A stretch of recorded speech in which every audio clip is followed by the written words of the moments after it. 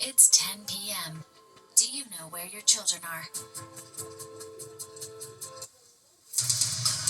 Right now on the 10 o'clock news. A big reward for sticking out the government shutdown. Just how many air traffic controllers will receive an extra $10,000 bonus. In a community grappling with a gruesome discovery, a newborn found dead under a pile of leaves. We're live at the scene where that investigation is unfolding. But first, a city watching, a nation listening, and a meeting that could quickly set the tone of Mayor-elect Zohran Mamdani's administration. Tomorrow, he heads to Washington to meet with President Trump. Good evening. Welcome to the 10 o'clock news. I'm Steve Lacey. Natasha has the night off. That sit down with the president, part of the new administration's transition into City Hall. Some calling it an early test to see if Mamdani's progressive agenda can survive.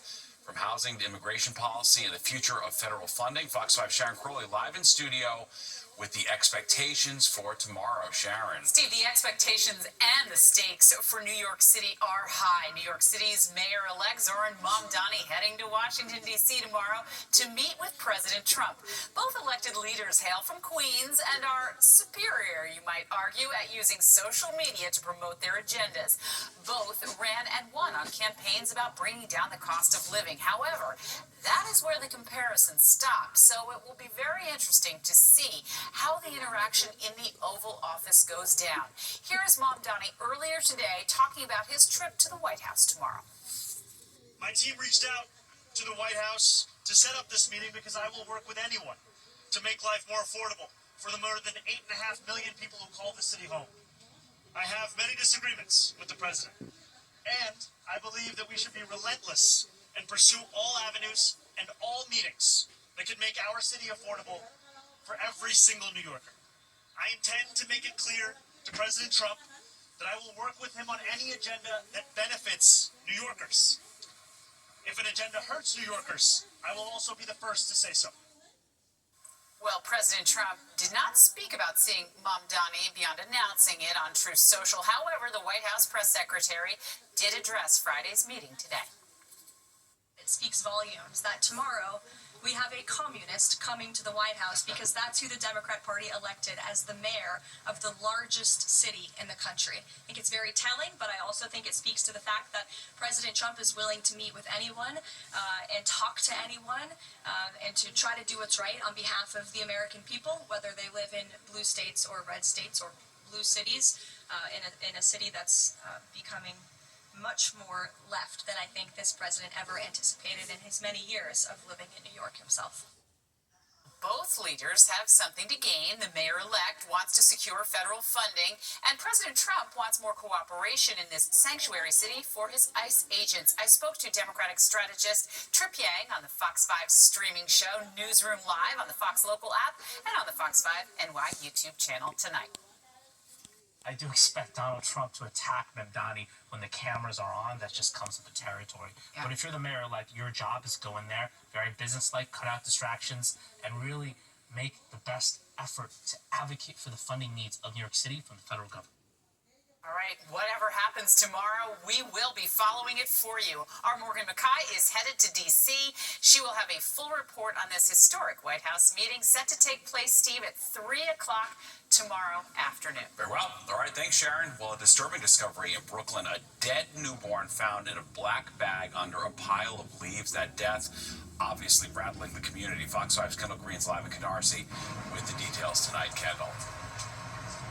Good evening, Steve. We've seen a couple of NYPD detectives within the last 30 minutes or so going in and out of this this building as they investigate that grim discovery, that newborn baby boy found here on scene here in Canarsie, Brooklyn. We've seen a bunch of neighbors here coming out here who are struggling to wrap their heads around how this happened. Now, police say just around 11 this morning, they were called to this area in the back of 1580 East 102nd Street here in Canarsie, and when they arrived, they were informed by witnesses of an unidentified male infant found unconscious and unresponsive. Now, according to police, they discovered the baby boy, believed to be a newborn, in a black trash bag covered in a pile of leaves. A few things that remain unclear at this moment: how long that infant was here, how that infant got here, along with who was responsible for putting that infant inside of that trash bag. Now, Skyfox was over the scene shortly after that discovery, and we've learned EMS responded and pronounced the infant deceased on the scene, and the office of the chief medical examiner will determine the baby's cause of death. But so far, police say they've made no arrest at this time, and neighbors, especially moms and grandmothers, say it just doesn't make sense to them. Can't say what happened, but in the day, whoever did that, it still have no excuse for it. I don't care who did it, what happened, what it is no excuse. That's a baby. I mean, it's disgusting, you know, that people would have to go to these extremes. If you need help, you know, drop a baby off at a hospital in front of somebody's door. Don't just discard it. It's freezing out here. You hear about it and you think about it, but when you actually see it, it's really bad. It's a sad feeling. Now, the biggest questions here on scene is how that infant died and, of course, who was responsible. As soon as we have answers on that, we'll provide those answers as soon as we learn them. But that's latest here in Canarsie, Brooklyn. Kendall Green, Fox 5 News. Steve? Well, all right, thanks, Kendall. Developing tonight, the FAA announcing nearly 800 air traffic controllers will receive a $10,000 bonus for not missing a day of work during the government shutdown. Transportation Secretary Sean Duffy saying the bonuses acknowledge the dedication of these workers, but it means thousands of other workers will not receive extra compensation. Many controllers called out of work when they stopped receiving paychecks as the shutdown dragged on. The controllers union says they hope to work with Duffy to find a way to recognize all the other air traffic controllers who worked during the shutdown. President Trump signing the bill that forces the Department of Justice to release the Epstein files. Attorney General Pam Bondi now has 30 days to comply. Republican senators who approved it unanimously now warning Bondi not to slow down the process. That bill also passed 427 to 1 in the House, showing unprecedented support for those files to be released. Bondi says she will follow the law, but may redact or refuse to turn over some documents because of ongoing investigations. Well, we have an update on Tuesday night's massive fire in East Harlem. The Red Cross says it's helping 18 adults and 2 children with temporary housing and financial assistance. The organization urging anyone else who needs help with recovery efforts to call its hotline.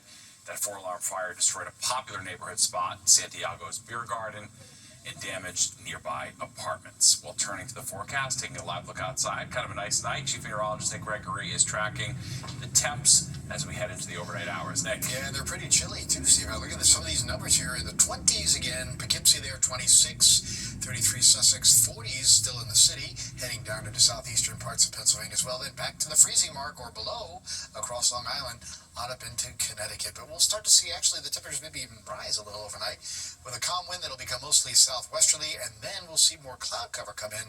That's the issue now, is just we don't have a lot of cloud cover, so those temperatures are able to sort of zip on back down into the 20s and 30s. That cloud cover coming from 2 systems, one from the west and one from the south. And notice the rain here. That's going to be a part of our forecast as this ridge of fair weather gives way to that system. And that will bring in the clouds overnight. You see them here, and they'll stay for tomorrow. Notice the temperatures out the door in the morning. They're back up into the low 30s, middle 30s to even low middle 40s around town. And we'll get back into the low 50s where we should be this time of the year as we head into tomorrow afternoon. Still maybe a couple of upper 40s in some of the cooler northern spots. Clouds stay tomorrow night. Here comes the rain, though. Notice it's late. It's very late at night, and it's going to last into Saturday morning. Again, you can see this here now at the 8 o'clock timestamp as temperatures hold in the 40s. But by the afternoon, the sun is back, and we'll be back into the lower 50s. So we have some hope for Saturday afternoon, and sun is looking pretty nice as well. Overnight, again, Steve, we're down about 42, but we'll see some temperatures in the 30s and even upper 20s in the suburbs. Very well. All right, thanks, Nick. Well, mourners paying their respects in Washington today for the funeral of former Vice President Dick Cheney. He served as the 46th Vice President of the U.S. His casket was brought into the National Cathedral. His family, including his daughter and former Congresswoman Liz Cheney, following behind. Former President George W. Bush eulogized the man who served as his VP for 8 years. I appreciate this chance to say a few words about a man I was proud to call my Vice President and my friend. Though not a happy assignment, I do consider it an easy one. because there was so much to like and admire about Dick Cheney. Dick was a stoical man, and I doubt he left his life with any complaints about the time given to him or its end. Died on November 3rd at the age of 84. Well, the Trump administration has canceled naturalization ceremonies across several counties in New York. Westchester, Rockland, Schenectady, and Washington counties are included in the order. A spokesman for the U.S. Citizenship and Immigration Services says the courts in the counties I listed do not meet the requirements to conduct the ceremonies. He added that naturalization ceremonies at these courts will be rescheduled, that decision being criticized by many state leaders. What is the most expensive bike ride in the country? A new report shedding light on the price of City Bike and how much it's jumped in the 12 years since it launched here in New York. And we're talking Turkey, specifically the surprising prices, though, why there is news that the big holiday dinner will cost less than expected this year.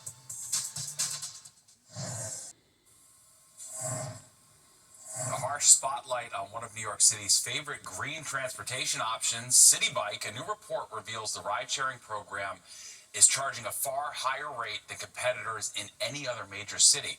Fox 5's Richard Giacobis hits the bike lane. If you're a New Yorker fuming over the rising costs of a subway or bus fare, congestion pricing, or even a taxi ride, don't fret yet. It appears that even riding on two wheels is still going to cost you. I think it is steep. You know, it's not really competitive on a cost basis. City Bikes, the thousands of rideshare bikes that have become part of the fabric of the 5 boroughs for the past 12 years, is now costing users quite a bit more than it used to back in 2013. Sam Locke is a daily rider. He admits the cost is high, but he still figured he'd pay for it. I give it the subway. I just, wanted the fresh air in the summer. Was looking a little pale. A new report by the city's independent budget office reveals that a City Bike membership through Lyft is up 77% since the New York City Department of Transportation launched the program that year. A membership back in 2013 was $95. It's now up to a whopping $220 each year. So our report begs the question of, have those goals changed? And should we modify those goals as we think ahead to the next chapter of City Bike? Brian Kane, who's part of the New York City Independent Budget Office, says the city's contract with Lyft is up in 2029. And if the new administration wants to keep ridership affordable, officials better take note. Now is actually the time for policymakers, advocates, and everyday City Bike users to decide on their priorities for the system. Fox 5 reached out to Lyft for comment, and while we didn't hear back, in a statement to other outlets, Lyft says the report has several factual inaccuracies, and that, quote, since taking over the program in 2019, Lyft has invested more than $100 million to enable the largest expansion in the City Bike program's history, tripling the service area and fleet size, introducing e-bikes and charging stations, and building the most robust reduced fare membership program in the country, all without a single taxpayer dollar. As for those city bikers, that $220 plus 25 cents a minute still beats going underground. I mean, MTA just to get on it for one ride is $2.90 each way. So it's like, that adds up a lot more than this. I like the freedom of riding a bicycle. The Independent Budget Office also compared that $220 membership to 7 other bike share cities around the world, including major cities like Chicago, Los Angeles, Paris, and London. And it was London who came closest to the Big Apple with its Santander Cycles membership. That membership, $60 cheaper than here in New York City. We're on the Upper West Side. Richard Giacobis, Fox 5 News. Well, a preliminary report is out on the fatal UPS cargo plane crash in Louisville, Kentucky. Federal investigators releasing photos of an engine flying off the plane that crashed about 2 weeks ago. They say there's evidence of cracks on the engine mount on the left wing. The NTSB says the plane was not due for a detailed inspection of that engine mount, even though it was last examined in 2021. The president of UPS says the company is still looking into the cause of the crash. 3 pilots and 11 people on the ground were killed. Mikey Sherrill making it official, submitting her letter of resignation to Congress on the heels of her win in the New Jersey race for governor. She posted copies of 2 letters on X, one to New Jersey Governor Phil Murphy, the other to House Speaker Mike Johnson. Sherrill said it had been an honor to serve New Jersey's 11th congressional district and that she looks forward to serving as governor. Resignation from Congress takes effect at 11:59 tonight. Well, some big swings on Wall Street today. The S&P 500 fell 1.6% after erasing an early high that had it on track for its best day since May. The Dow dropping 0.8%, the Nasdaq sinking just over 2%. After being delayed for nearly 7 weeks due to the government shutdown, the September jobs report is finally out, and it's bringing a bit of good news. The U.S. added 119,000 jobs. That's more than double the number economists had predicted. However, the unemployment rate rose to 4.4%, the highest since October of 2021. Feels like grocery prices keep going up, but there is some good news to be thankful for this holiday season. Data shows Thanksgiving dinner will be cheaper than last year. Fox 5's Jonah Goldberg found out why prices of popular staples are down. Thanksgiving may be the season of gratitude, but not everyone is giving thanks for prices at the grocery store. Prices are ridiculous. They are what they are. Can't do anything about it. Nationally, the Thanksgiving feast is actually down from last year, according to economists with the American Farm Bureau. The biggest drivers, turkey and some of the sides. For a frozen 16-pound turkey, we're looking at an average cost of $21.50 in the United States. So that's down about 16% from last year. We've also seen some decreases in other items like dinner rolls and stuffings, and that's kind of due to some lower wheat prices on the farm commodity side. A Wells Fargo Thanksgiving report shows that when it comes to national versus store brands, name brand frozen vegetables are down 15%. Popular sides like stuffing, gravy, and fresh cranberries dropped 3 to 4% from last year. And the sweetest savings, some pumpkin pie brands are also down 3%. And even with those national numbers, shoppers still tell me they're chasing the sales. They say hopping from store to store is the secret to spending the least. I know how to shop. You know how to shop. Prices don't matter. But not everything is cheaper. Fresh produce can cost more thanks to weather and other supply disruptions. Sweet potatoes and our veggie tray that consists of celery and carrots. And here in the Northeast, families may spend a little more on their dinners overall. The Northeast is seeing a little bit of an increase from last year due to all of the variety of things that go into fresh produce and grocery store prices, transportation, fuel. For turkey farmers, that's avian influenza. Well, some are cutting back. Before we used to get big turkey, now we get a small turkey. Others are leaving the hosting to someone else. I don't host it, my daughter does. I'm going to my nephew with a bowl of ice cream. And don't forget to leave room for dessert. On Long Island, Jody Goldberg, Fox 5 News. The strike by Starbucks workers is expanding. Union buses got to go. Hey, hey. Ho, ho. Union buses got to go. What's disgusting? Union leaders say baristas from 30 more stores in 25 cities have walked off the job. That includes here in the city, where Mayor-elect Zoran Mamdani's transition leader, Lina Khan, and incoming First Deputy Mayor Dean Fuelhan joined the picket line. Overall, more than 2,000 striking baristas are demanding higher wages, better hours, and an end to what they call unfair, union-busting labor practices. Starbucks says the strike has caused minimal disruption to its operations. Well, more people who've been unluckily in love are willing to try out an AI love connection, how more people are using artificial intelligence to build the perfect significant other. In protecting New York City and putting food on the table, how members of the NYPD are helping Brooklyn families get ready for Thanksgiving.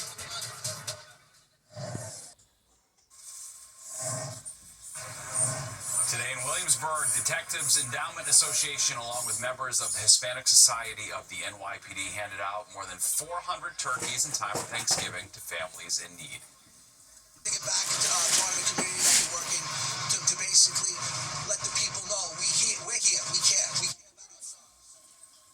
And many of those items were donated by Goya Foods. All right, let's go to Nick now for a look at the weather. It was a pretty nice day for mid-November. Going to be a little bit chilly outside though tonight, right, Nick? Yeah, that's for sure. You know, it was a nice day, as you mentioned. We had sunshine and just some clouds from time to time.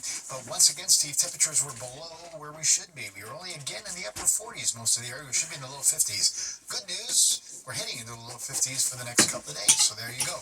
We do have some clouds coming in tonight, and the southwest wind will help rise the temperature a little bit, because the temperature actually has dropped off pretty quickly this evening, particularly in the suburbs, down into the 20s for some temperatures tonight. But like I said, you're going to see here in our futurecast, the clouds do win out. They're going to stick around tomorrow. Now, there could be some breaks of sun, then late morning, early afternoon. I wouldn't count on a lot of that. This might be a little more optimistic than what's really going to happen. But what will happen later on in the evening into tomorrow night is rain is going to start moving in.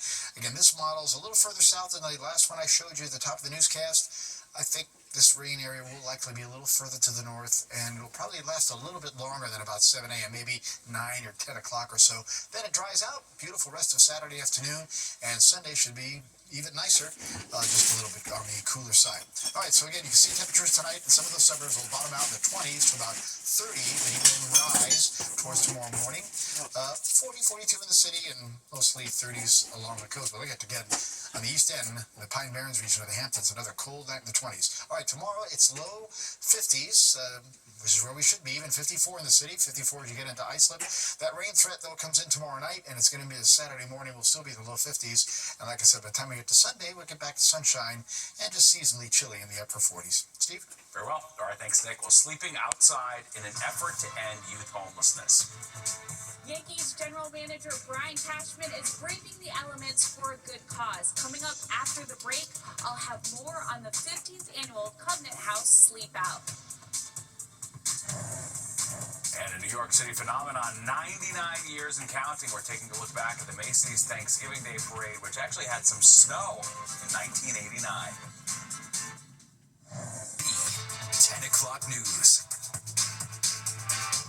Giving up their beds for a good cause, people choosing to sleep on the streets of New York City to raise awareness about youth homelessness. Welcome back. I'm Steve Lacey. Natasha has the night off. The Covenant House says tonight's Sleep Out event is turning compassion into action during the 2024-25 school year. A record 154,000 New York City public school students were homeless, which is nearly 1 in 7 students. Fox 5's Jennifer Williams is live at the Javits Center, where the event is drawing some big names once again. Jen. Thanks, Steve. Yeah, that's right. Yankees GM Brian Cashman is going to be one of the 350 participants in the annual Covenant House Sleep Out. And it's expected to be record attendance this year. Now, everyone is preparing for the long night right now in the Javits Center, and they'll head out around 11:30. Earlier this evening, though, Brian Cashman demonstrated getting into his sleeping bag to show demonstrating what sleeping on the cold, hard pavement would be like, joking that it could be a meme. I think he meant meme, that he's sleeping on the job. But as you'll hear, Cashman, who is spending the night on the street for the 14th time to help raise awareness surrounding teen homelessness, gets very little rest. It's brutal. I mean, I have no idea how anybody has to deal with this on weeks, months, years, whether you're a homeless youth, what's Covenant House does to support, or just homeless, period. And we, unfortunately, worldwide walk by people on a daily basis because we far too many times see somebody who's in the homeless situation. And I just can't even fathom it. Like, so yes, so far, we've had epic cold temperatures. We've had a blizzard we've slept in one night. We had mild temperatures in the 60s with mist and light rain. So I've dealt with all of that. And you don't sleep. A very powerful image and powerful message. Cashman is on the board of directors for the Covenant House, and since 2011, he becomes one of the 65,000 that have slept on the streets in order to raise money and awareness. Since 2011, they have raised $170 million for all of the programs associated with the Covenant House. I'll send it back to you inside, Steve. Yeah, it's a very impressive thing they do for sure. We appreciate it. All right, thanks, Jen. Well, U.S. Transportation Secretary Sean Duffy launching a new civility campaign ahead of the holiday travel season. I was a bastion of civility, but today the DOT sharing this video highlighting bad behavior on airlines and reminding people not to forget their manners. Manners don't stop at the gate. Things aren't what they used to be. Some would call it the golden age of travel. Let's bring civility and manners back. Ask yourself, are you helping a pregnant woman put her bag in the overhead bin? Are you saying thank you to your flight attendants and your pilots? According to the DOT, the FAA has seen a 400% increase in flight outbursts since 2019, ranging from disruptive behavior to outright violence. Well, Thanksgiving is a week away, and that means 1 week until the Macy's Thanksgiving Day Parade. Rain or shine, people line the streets of Manhattan to catch a glimpse of the iconic balloons. And the Fox 5's archives will show that not even snow can keep spectators away.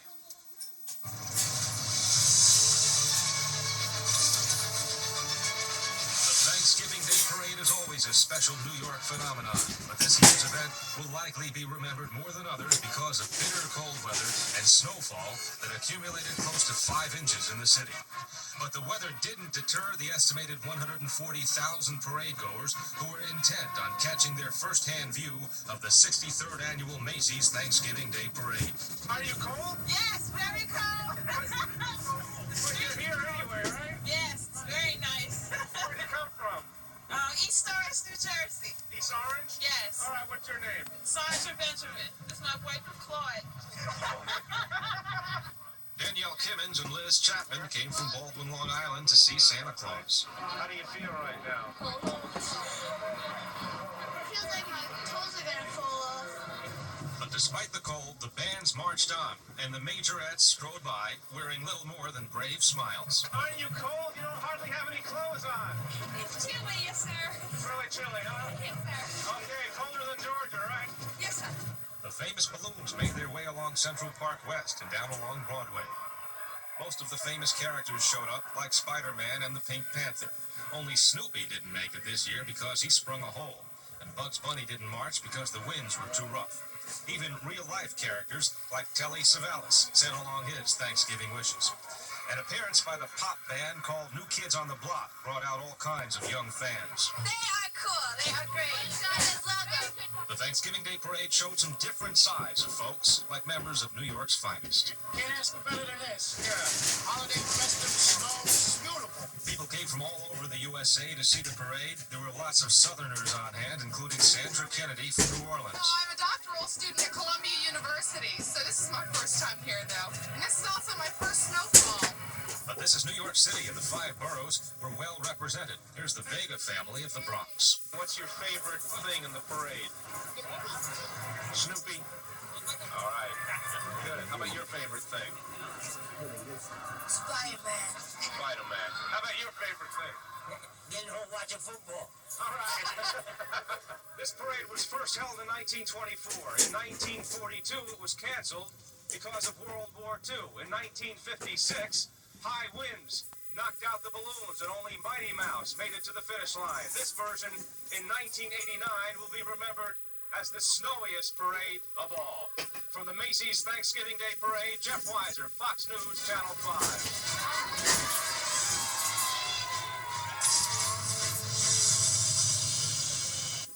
How about that? All right, well, bookmark this story. The New York Public Library revealing its list of best books, and there's a surprise for literature lovers. News on Fox 5, brought to you by Morgan & Morgan. All law firms are not the same. There's only one Morgan & Morgan. Everyone. Queens-based comedian Josh Accardo using his stand-up skills to help business executives. He's starting a new business that teaches business leaders how to be their authentic selves when speaking publicly. His new venture is called Laugh and Learn, and it puts a comedy-based spin on corporate communications classes. The mission, be yourself to make a huge impact in just 60 seconds. Josh joined us here earlier on the 6 o'clock news. Started getting to know what people in those industries wanted to bring to the table for their teams. So I started creating different ways and different exercises that people could figure that out. And one of them was called the Universal Unique Technique. Now it's 60 seconds where I just ask you, what are you passionate about today? And from within what you're saying to me, I could pick apart what exactly is unique about you and where you should be leading with whatever you're presenting. All right, and Josh began working the comedy clubs here in the city more than 20 years ago. Well, the New York City Public Library doing something special with some of its best books of the year chosen by its librarians. A selection of 26 ebook titles are available to card holders with no wait times through the end of the year. It also applies to the audiobook versions of the staff's top picks. Among them are Audition by Katie Kitamura, which is on the short list for the Booker Prize. For teens, there's Hello Sunshine by Keezy Young, and for kids, Return to Sender by Vera Broskal. Well, some big news on Broadway. Jonathan Groff will step away from his role in Just in Time next year.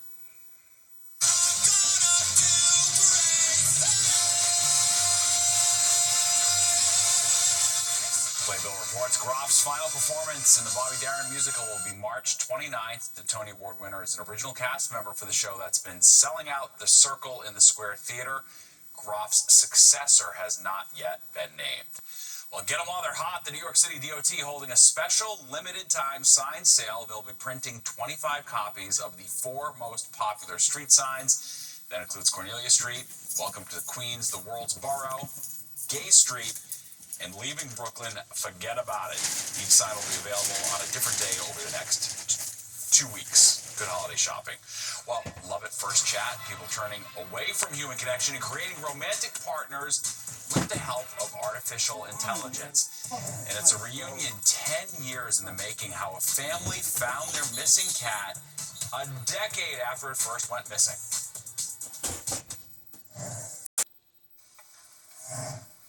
Unlucky singles looking for companionship are turning away from human connection and plugging in online. People are finding chemistry with artificial intelligence, using the tech to create a more simpatico significant other. Fox 5's Stephanie Bertini dives into this growing trend. Artificial intelligence chatbots are becoming more and more mainstream. Interacting with AI, that's too much. Too much for you? Too much for me. Used for assistance with research and tasks, AI is showing its potential more and more, but is dating too much. Are you dating AI or are you using AI to help you with dating? Right? I think there's lots of different ways to look at the trend around AI. Does it augment the human experience? This AI expert points out it could be used for help with relationships or dating, but what is the fine line? This relationship expert says the difference is clear. It's artificial intelligence, so it's artificial. That would be my main takeaway. Artificial, not to be confused with real feelings and real human interaction. So this is really happening. I hear this more and more. Yes, there are a lot of companies trying to build, AI entities, AI avatars that you can talk to, have a relationship with. Lance Ulanoff is editor-at-large for Tech Radar, offering a real example. We spoke at Tech Radar, we spoke to a woman who had developed a relationship with an AI. We kind of almost jokingly said she had fallen in love with it, but she really said there was a real, strong bond in a relationship, even though she rationally knows that she doesn't have a relationship with a real person. The dating apps are crazy and it brings out a lot of other stuff in people, but this AI stuff is just beyond. Longtime matchmaker Lisa Ronis says loneliness mixed with pickiness can create the perfect situation for an imperfect supplement to a real relationship. People can get lazy, they're super picky, they're unrealistic, so they go on AI and they find the perfect person. They don't have to go out, they don't have to pay. It's just perfect for some people. As AI use continues and grows, AI is way too easily accessible and was made way too easily accessible before anybody really knew anything about it. And I've honestly seen more negative outcomes than good with AI. Opinions grow too. If you can take your time enough to create an AI profile, you can take your time enough to go outside and meet other people. Real interaction. Real interaction. Stephanie Bertini, Fox 5 News. Does seem like a lot of work for nothing, but I don't know. I'm getting older, I guess. Let's go to Nick now for a look at the forecast. Yes. Some things make me not, sad to be older at this point. Yeah, exactly. Wacky world out there, Nick. The advantages of being older. Yeah. And I'm real, okay? Just so you know, it's really me. All right, and our weather's real and getting better, actually, as far as our temperatures are concerned. Now, as we look outside tonight, we've actually got to a mainly clear sky, but a lot more clouds will come in overnight. Once again, though, we're below average, 47 for the high, 38 for the low. And you can see we should be between 53 and 41. We will be around those numbers, though, the next 2 days or so. 77.21 of the records. That record low, though, 1873. Sunrise 6:49, down 4:34. You might see a little breaking through the clouds from time to time tomorrow, but really the clouds are going to win out. Once again, generally clear now, 43. Wind is reported as calm, or it's very light, out of the southwest. Humidity 56%, pressure steady. 30.16. It's down into the 20s, though.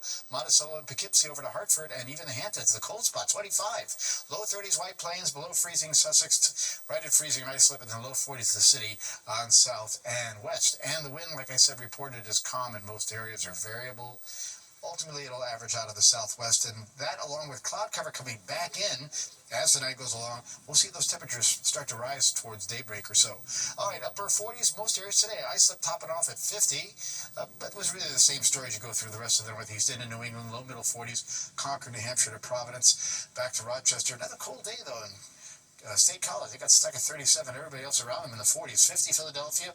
Down to Richmond, Virginia. You had to really go much further south for the mild temperatures. Remember, these areas yesterday, though, were in the 70s. Not bad, though. Still in the 60s today. Detroit, 45. Chicago, 48. And cloud cover coming in from the south and west. We'll see this on the increase as the night goes along.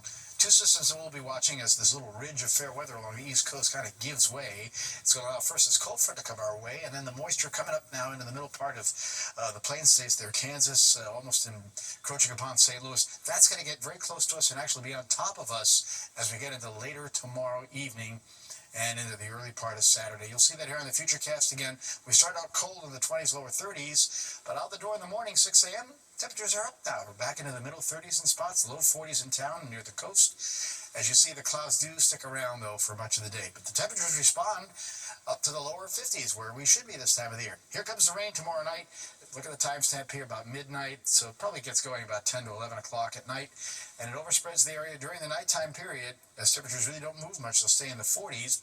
Saturday morning, still a bit of rain. I think it's out of here by about 9 or 10 o'clock, and then lots of sun comes in for the rest of the day. Once again, though, we're back into the lower 50s, where we should be for this time of the year. And Sunday should be nice, too, just a little bit cooler. All right, for tonight, again, clouds move in, 42 in the city, and 30s, lower 30s in the suburbs. Remember, we're in the 20s now. Those temperatures will rise a bit as the night goes along. Tomorrow, clouds went out, the temperature goes up to 54, and that rain comes in again as we head into the later part of the nighttime hours. Morning rain Saturday, then lots of sun, 53. Nice Sunday, 49.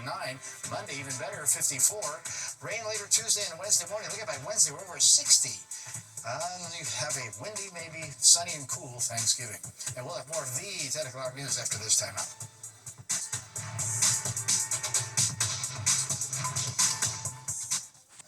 Too good to be true. A company claims 15 minutes on their special workout machine is just as good as spending hours at the gym. Fox 5's Tashani Whitlow gives us an inside look.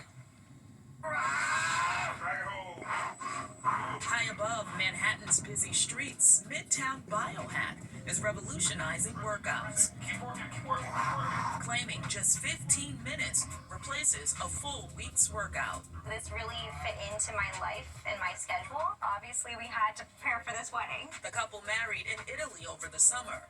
Both say they gained muscle.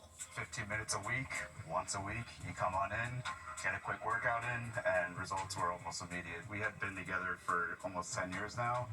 She always jokes that I had never had muscles until the past 6 months, so it's definitely some results. So, how does it work? So we're exhausting you safely with no gravity using machine learning and AI. So in essence, you are getting into a robot. The robot is measuring you and giving you the absolute perfect amount of resistance that you can possibly handle for time. And once we do that, you're done for the day. It sounds crazy, but they used to call science magic. So I think we're kind of back to that loop where they're calling it magic. It isn't. It's just science. Dr. Chuck Morris, a sports scientist with nearly 3 decades of experience, training everyone from Super Bowl champions to Olympic gold medalists to C-suite executives to parents, is highly sought out and once served as the health coach for Philadelphia. Created the Wellness and Recovery Program. Good work. Get your form back. Drop those shoulders down. Good. Each week, competing against yourself. You pushing real weight went up by 39% compared to day one. Dr. Chuck also uses EMS, electrical stimulation. It works by using electrical impulses to cause muscle contractions, which can help build muscle strength, endurance, and a more toned body, according to Dr. Chuck. The EMS is one of the tools we use to help DJ Envy on his knee. We want the nerve signal to tell your body to move again. We want that nerve signal to tell your body to get out of pain. From that point, then the body can heal and recover faster. And then once we heal and recover, we can go to optimizing performance. Radio personality and best-selling author DJ Envy, once a skeptic, now swears by the program after a knee injury. Before I could do that, before I couldn't do this, little things I could not do, but the doctor's making me a believer, so I'm riding out with his routines now. And so is Green Bay Packers defensive tackle Rashawn Gary. One thing I want to say that really surprised me, what happened fast, is how fast my hips opened up, and how they would, unlock another level of my squat that I wasn't able to, get to in depth. We have a protocol called the gray matter recovery, where we're using the gray matter in the brain and nervous system to teach the body how to respond and how to react, and how to fully recover well. So we take the robots and machines that we can make safe, and then we tap into the nervous system with some patented technology to signal to the body to repair faster. So it's a third of the time, even with the recovery. That's pretty cool. All right, that was Tashani Whitlow. All right, there's more of the 10 o'clock news straight ahead. We'll be right back. A New Jersey family celebrating the return of their kitten who went missing 10 years ago. The Montclair Township Animal Shelter posting the good news on social media. It says the kitten, named Asa, disappeared after slipping out of a window at the family's home. But a Good Samaritan recently brought in a stray cat, and the shelter found the microchip, identifying it as Asa. The shelter says it's proof that microchips work, and the pet owners should make sure all of their information is up to date. Pretty wild. Wow. All right, don't go anywhere. Good Night New York with Crystal Young, and Ryan Christopher is up next. You don't want to miss that. Those are for us tonight, though. If you've missed any part of the 10 o'clock news, you can always catch an encore on our free streaming app, Fox Local. We can stream our newscasts anytime. Have a great night.